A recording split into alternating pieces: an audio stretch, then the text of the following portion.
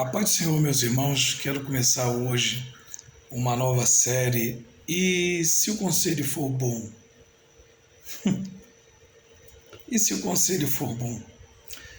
Quero iniciar em Números, livro de Números, capítulo 14.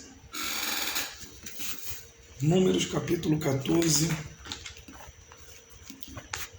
onde diz a palavra do Senhor: e toda a congregação levantou a sua voz, e o povo chorou aquela noite toda. Números 14, versículo 1. E toda a congregação levantou a sua voz, e o povo chorou a noite toda. A passagem vai nos relatar que, faltando pouco agora para Moisés e todo o povo de Israel tomar posse da terra que Deus, o próprio Deus, tinha prometido a eles, Moisés agora escolhe 12 homens para espiar a terra, para espionar a terra a qual eles iriam tomar posse. A Bíblia vai dizer que, chegando lá, dos 12 espias, 10 voltaram com um relatório muito ruim, negativo, dizendo que aquela terra era terra de gigante e que o povo de Israel eram como gafanhotos perto dele. Então, dos 12 que Moisés enviou para aquela terra, 10 voltaram dando notícias negativas, Esqueceram que eles estavam debaixo de uma promessa. Então voltaram com um relatório negativo. E aí, no capítulo 14 agora, vai dizer que toda a congregação, ou seja, todo o povo, se contaminou pela palavra daqueles 10 espias, e ali eles choraram. Devido a isso, lá na frente você vai ver que teve um acontecimento de que, por causa da murmuração, por causa da falta de fé, por causa da falta de visão, o povo agora vai ter que rodar 40 anos no deserto, ou seja, já estava próximo de tomar posse daquilo que Deus prometeu, e agora eles vão ter que rodar mais 40 anos no deserto. E eu quero aqui trazer, e se o conselho fosse bom? Quero trazer 3 conselhos em cima dessa passagem para a sua vida em todas as áreas, Na área ministerial, financeira, familiar, na sua área sentimental, nos seus negócios, nas suas finanças. Traz esses conselhos para vocês. O primeiro conselho é: Moisés escolheu 12 espias, só que esses espias eram escravos de quando ele tirou do Egito. Ou seja, o que eu entendo com isso? Moisés estava liderando um povo tudo ex-escravo. O corpo deles não era mais escravo de Faraó, mas a mente deles ainda estava escravizada às coisas que eles passaram, a tudo aquilo que eles viveram. Então, ou seja, o corpo estava livre, mas a mente ainda estava presa. O primeiro conselho para você que eu te dou: não ande com pessoas da mente fechada, da mente presa, pessoas que ainda estão com a mente aprisionadas a alguns conselhos, a alguns conceitos que elas vivem durante anos. Basta você olhar para essas pessoas e você vai ver que a vida dela durante anos não muda. Ela não consegue progredir, ela não consegue investir em coisas novas, ela não consegue abrir seu próprio negócio, ela não consegue manter uma família, ela não consegue se manter constante, inclusive constante, na presença do Senhor. Por quê? Porque a mente dela ainda está escravizada.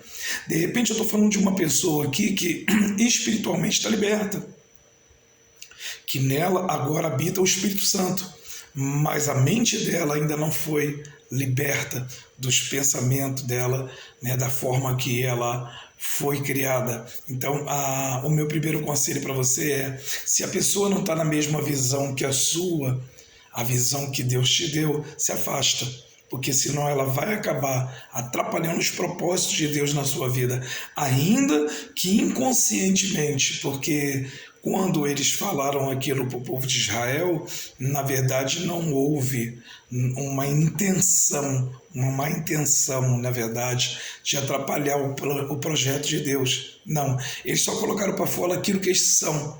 Eles só expressaram diante daquela situação aquilo que eles são. Então, muitas vezes você vai ver pessoas, você chega para um nordestino, pergunta se ele é feliz, né? Mesmo faltando água, ele vai falar assim: eu sou feliz.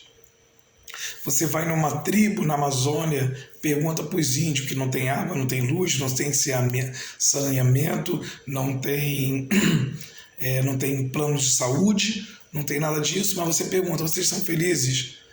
E eles falam: eu sou feliz. Então o mundo pega essa, o mundo é conforme o seu estado de espírito e psicológico te mostra. O mundo que você vive, ele é da forma que a sua mente te mostra. Se a sua mente é uma mente que não consegue progredir, andar à frente, ver coisas futuras, não adianta. Para você o mundo nunca vai melhorar. Essa que é a verdade. O segundo conselho que eu dou, que eu acredito, né, a Bíblia não fala, mas é opinião minha, que quem foi o libertador do povo de Israel foi Moisés. Moisés foi chamado de volta para o Egito para liberar, para resgatar o povo. Mas o Moisés, dentro dele, ele já tinha um espírito de livre. Ele saiu fugido do Egito porque matou 2 egípcios, né? E foi morar com Jetro. A mente de Moisés agora era de um apacentador de ovelhas, mas de uma pessoa da mentalidade livre. Então o que eu acho com isso? Na hora que ele voltou com o povo, na hora que ele foi com o povo para tomar posse da promessa de Deus, da terra prometida, o que Moisés tinha que ter feito? Se ele era o camarada, ele era o líder, ele que tinha a direção de Deus, Deus falava, era com ele, não era com o povo. Então eu acredito que Moisés errou, foi nisso aí, ele não tinha que mandar 12 espias. Depois de tudo que Moisés fez para fechar com chave de ouro a missão, Moisés é que tinha que ir lá espiar a terra. E Deus mostrar para ele: aí Moisés, isso aí tudo é de vocês. Então o segundo conselho é: não mande ninguém fazer aquilo que você tem que fazer. Não delegue funções a pessoas que não vão dar conta do mesmo jeito que você dá. A gente vê em 1 Samuel 17 o afronto de Golias.